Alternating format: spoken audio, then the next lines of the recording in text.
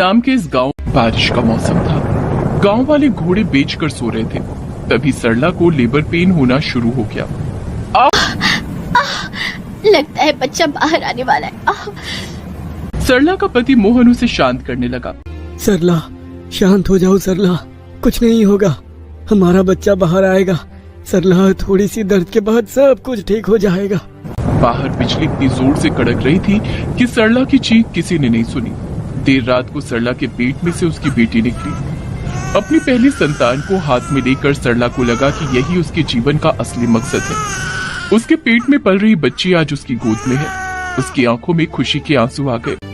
बेटी, मेरी बच्ची, मेरी सोनी सी बच्ची, माँ तुझसे बहुत प्यार करती है बेटी, बहुत प्यार। वाह, कितनी सुंदर है हमारी बेटी, बिल्कुल तुम पे गई है सरला। पहली बार माँ बनने की जो खुशी होती है वो इस दुनिया की सबसे अच्छी फीलिंग है। ये आज सरला को पता चल गया। उसने अपनी बेटी को गोद में लेकर पूरी रात बिता दी। लेकिन सुबह सुबह उसके घर में मोहन का बड़ा भाई महेश और उसकी पत्नी पूनम आ गई। महेश ने सरला की बेटी को देखकर कहा, छी, लड़की हुई है, तुमने लड़का पैदा नहीं किया सरला? मैंने तो पहले ही आपसे कहा था ये सरला किसी काम की नहीं है।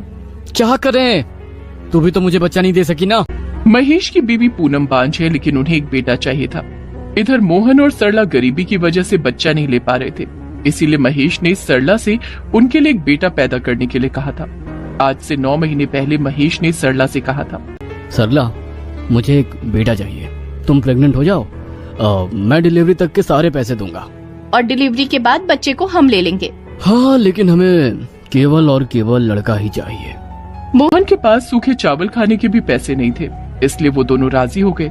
सरला गर्भवती हो गई और आज सरला ने एक लड़की को जन्म दे दिया। इसी बात से महेश और पूनम दोनों गुस्सा हो गए। मोहन ने हाथ जोड़कर अपने बड़े भाई से कहा, भैया, अब लड़की हो गई तो क्या कर सकते हैं, इसे हमें दे दीजिए, हम पालेंगे इसे। सरला इस लड़की को पालेगी तो मेरे लिए बेटा कौन पैदा करेगा? तू? हाँ? इस बच्ची के लिए मैंने पैसा दिया है, इसीलिए इस बच्ची के साथ क्या करना है वो भी मैं तय करूंगा। ये बोलकर महेश ने सरला की गोद से उसकी बेटी को छीन लिया। नहीं, बच्ची को वापस दे दीजिए, मत मारिए इसे, मत मारिए। पूनम, हाथ पैर बांध दो इन दोनों के। पूनम ने सरला और मोहन के हाथ पैर बांध दिए। महेश ने उस बच्ची को लेकर खेत में जिंदा दफना दिया। ये बच्ची अब यहीं मर जाएगी। अब मैं फिर से सरला से एक बेटा पैदा करवाऊंगा। महेश क्रूर था। उसके सामने मोहन और सरला की नहीं चलती थी। उसने जबरदस्ती फिर से सरला को प्रेग्नेंट कर दिया और कहा, इस बार मुझे लड़का ही चाहिए, नहीं तो देख लेना कि मैं क्या करता हूँ। लेकिन इस बार भी लड़का नहीं हुआ। सरला की फिर से लड़की हुई। महेश ने उस लड़की को भी जमीन पर दफना दिया। ऐसे ही सरला को 5 बेटियां हुई और 5 को जमीन में आसपास दफनाया गया। अब सरला की तबीयत खराब हो गई। उसने हाथ जोड़कर कहा, माफ कर दीजिए मुझसे ये काम नहीं होगा, मैं और बच्चे पैदा नहीं कर सकती। ठीक है, तो फिर तुम दोनों को एक फूटी कौड़ी नहीं मिलेगी। ये घर भी हमारा है, निकल जाओ यहाँ से। पूनम और महेश ने मोहन और सरला को घर से निकाल दिया। मोहन बहुत गरीब था, ना ही उसके पास कोई घर था, ना ही कोई जमीन थी। लेकिन महेश के पास पूरे गांव में सबसे ज्यादा जमीन थी। वो गांव का सबसे अमीर इंसान था। महेश ने 5 बच्चियों को अपनी ही जमीन पर दफनाया था। वहीं पर एक तालाब भी था। मोहन और सरला उसी तालाब के पास जाकर बैठ गए। मैंने कभी नहीं सोचा था कि मेरा खुद का भाई मेरे साथ ऐसा करेगा।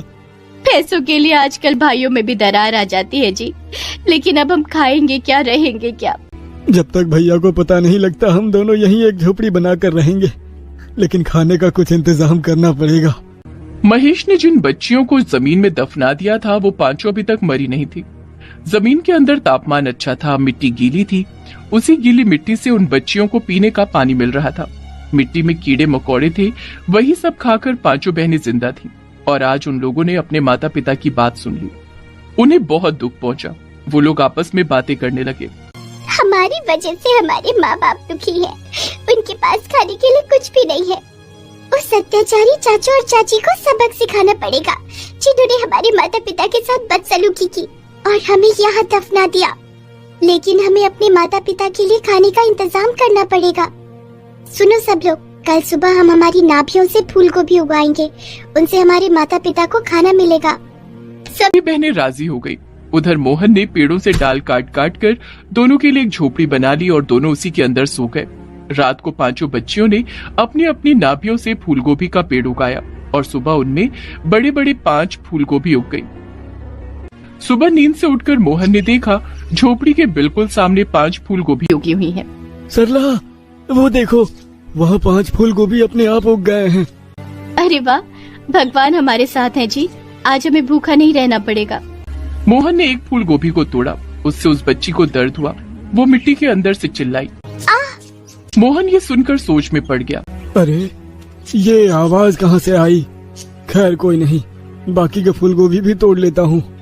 मोहन ने दूसरी फूलगोभी तोड़ी और वो बच्ची भी मिट्टी के अंदर दर्द से चिल्लाई। मोहन फिर से चौंक गया। ऐसे उसने 5 फूलगोभियों को तोड़ लिया। उसने सरला से कहा, सरला, मैं जैसे ही एक फूल गोभी तोड़ता हूँ, पता नहीं कहाँ से कोई बच्ची दर्द भरी आवाज में चिल्लाती है। ये कभी होता है क्या? आप भूखे हो ना? ये आपके मन का वहम होगा। हाँ, सही कहा। मैं आग जलाता हूँ, बहुत भूख लगी है। मोहन ने झोपड़ी के सामने आग जलाई और उसी आग में फूलगोभी को रोस्ट करके दोनों खाने लगे। बहुत दिनों के बाद दोनों ने पेट भरकर खाना खाया। अगले दिन 5 बहनों ने बंद गोभी उगाई। मोहन और सरला ने बंद गोभी खाई। ऐसे ही एक के बाद एक सब्जियां उगती रहीं और मोहन सरला पेट भरकर खाते रहे। सरला, हमने इतने दिनों तक कितनी मुश्किलों का सामना किया है, लेकिन अभी हमें पेट भर के खाना मिल रहा है। लेकिन पता नहीं हर रोज नए नए सब्जियां उगा कौन रहा है। पता नहीं जी, हमें खाने को मिल रहा है, यही बहुत है। मोहन और सरला शांति से रहने लगे, लेकिन ये शांति ज्यादा समय के लिए नहीं थी। एक दिन महेश और पूनम वहाँ से जा रहे थे, तभी उन्होंने मोहन और सरला को फूलगोभी खाते हुए देखा। अरे, ये क्या? ये दोनों यहाँ क्या कर रहे हैं? आपने दोनों को घर से भगा दिया, लेकिन ये दोनों तो यहाँ रहने लग गए हैं और मेरे ही खेत में से सब्जियाँ उठाकर खा रहे हैं। चलिए दोनों को भगा देते हैं। नहीं नहीं, रुक जाओ, हम कल इन दोनों को जड़ से मिटा देंगे। रात को खाना खाकर मोहन और सरला सो गए। सुबह हर रोज की तरह 5 बहनों ने मिट्टी के नीचे से बंद गोभी उगाई। सुबह उठकर मोहन बंद गोभी तोड़ने जा ही रहा था कि तभी महेश और पूनम वहाँ ट्रैक्टर लेकर आ गए। क्या रे मोहन, मेरे खेत में खेती करके अपना पेट पाल रहा है? शर्म नहीं आई तुझे? भैया, रहम कीजिए, हमारे पास रहने का जगह नहीं है, खाने के लिए भी कुछ नहीं है। तुझे और तेरी बीवी को और रहने खाने की चिंता नहीं करनी होगी। हम आज तुझे सीधा ऊपर पहुंचा देंगे। लेकिन उससे पहले मैं इन गोभियों को मिट्टी में मिला दूंगा। महेश ने गोभियों पर ट्रैक्टर चला दिया, लेकिन गोभियां वैसी की वैसी रह गई। महेश परेशान हो गया। उसने खेत में आग लगा दी, लेकिन उससे भी गोभियां नहीं मरी। अरे, ये गोभियां मर क्यों नहीं रही हैं? हाथ से उठा लो इन्हें। महेश हाथ से उठाने गया और गोभियों के साथ साथ बच्ची बाहर आ गई। कैसे हो चाचा? मुझे पहचान रहे हो ना? ये क्या है? डर के मारे महेश दूर हट गया। पूनम भी डर गई।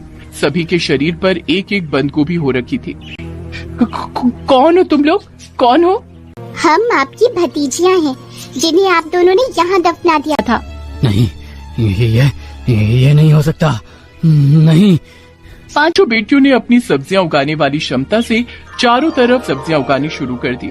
चारों ओर पेड़ों के दलदल बन गए और उन दलदलों में महेश और पूनम फंस गए और वो दोनों मिट्टी के नीचे दफन हो गए। मोहन और सरला को उन दोनों से मुक्ति मिल गई।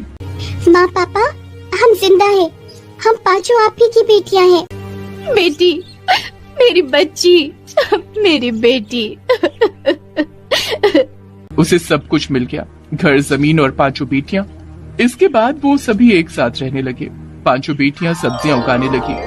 उन्हें कभी किसी भी चीज की कमी नहीं हुई। वो लोग खुशी से जीवन बिताने लगे।